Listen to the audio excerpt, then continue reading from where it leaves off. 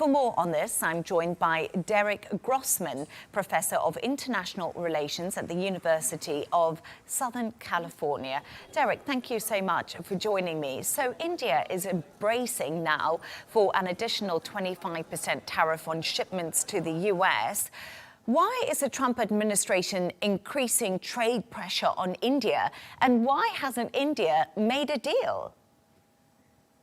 Well, thanks for having me. Yeah, so I mean, ostensibly, the Trump administration is doing this against India because they are upset about about India's continued import of discounted Russian oil that is funding Moscow's war machine when it's invading Ukraine. However, if you kind of peel behind the curtain, so to speak, you'll find that Trump himself has been quite perturbed at Indian Prime Minister Narendra Modi's refusal to endorse him for the Nobel Peace Prize. Trump says that he brokered a ceasefire during the India-Pakistan conflict from a couple of months ago. And so a lot of this is highly personalistic, and Modi apparently is angry at Trump because Trump has been engaging more closely with Pakistan. Right. And so I think that there's some personal dynamics going on here in addition to the normal geopolitical tensions. China says it opposes Washington's steep tariffs on India. Will improving relations between the two countries actually hurt the US in Asia? So I think everyone's got to take a deep breath on this. There's been actually a lot of breathless reporting about how China and India are becoming closer.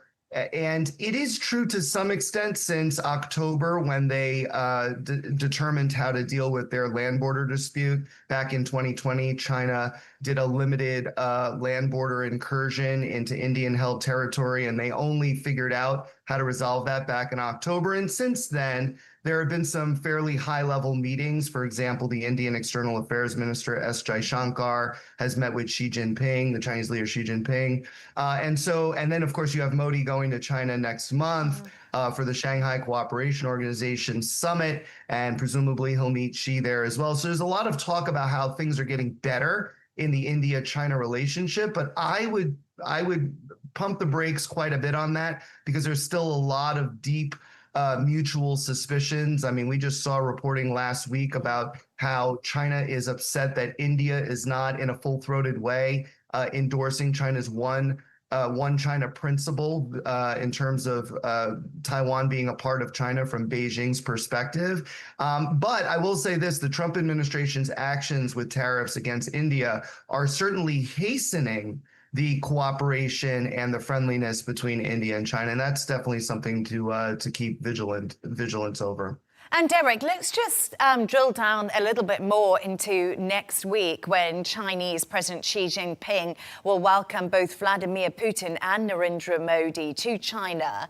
Will this powerful show by BRICS members nations actually concern President Donald Trump? Because, we see the tariffs and things are moving a little bit quicker in regards to these relationships. But do you think it is a worrying place for the world to be in? And will the president be thinking of this?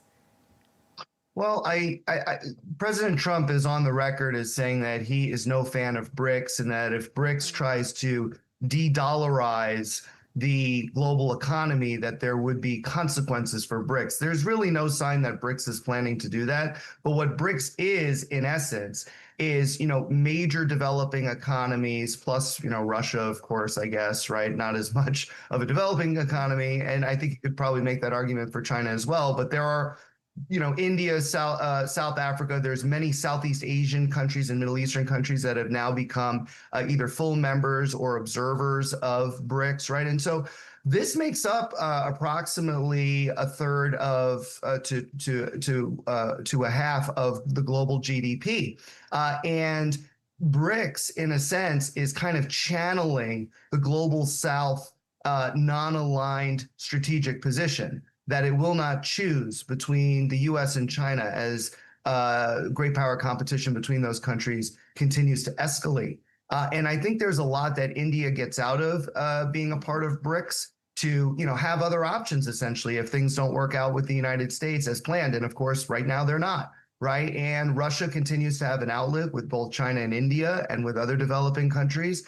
So there's a lot of reasons why BRICS is probably going to continue apace. And, you know, if you had asked just a couple of years ago, what's the deal with BRICS, most people would have said, there doesn't seem to be much energy in it. Maybe it's actually falling apart quietly. But now, with the Trump administration in power in the United States, it seems much more likely that the BRICS is going to continue to put its arms around each other to deal with the negative impact of Trump's tariffs and anything else that may come from the United States. Yeah, brilliant analysis. Very true. I think a lot of us did think BRICS had lost a lot of energy. But just finally, Derek, before I let you go, India has tested a nuclear-capable missile ahead of Narendra Modi's visit to China. And my big question here is New Delhi signaling before the highest level talks with China? Should we be concerned that they both nuclear countries? So I think we should definitely be concerned that they're both nuclear countries. In fact, when India first showed that it had a nuclear weapons capability back in 1998, they pointed to China, not Pakistan, as the chief threat. Now, with that said, with the latest tests of the Agni 5 nuclear-tipped missile, I think that there's a lot of, in terms of the technological scheduling of these things, they usually are scheduled pretty far out, literally months in advance, maybe even a year in advance. So to say that this latest test is directly related somehow to Modi's visit to China, I think is probably not the case. But I think that the timing maybe coincidentally helps, because it demonstrates to China that India's deterrence capabilities are growing, and that even though the two countries are beginning to put aside their differences on the land border and try to get back to cooperation as normal as it had been prior to 2020, that India still has options if things were to go in a negative direction once again. I mentioned Taiwan earlier, but there are other reasons to believe that India is worried about what China is doing, namely within its own region, dealing with countries like Maldives, Sri Lanka, Bangladesh, and of course dealing with Pakistan, right? And India has felt increasingly encircled by China's presence within its own region. And so that's something to keep in mind going forward.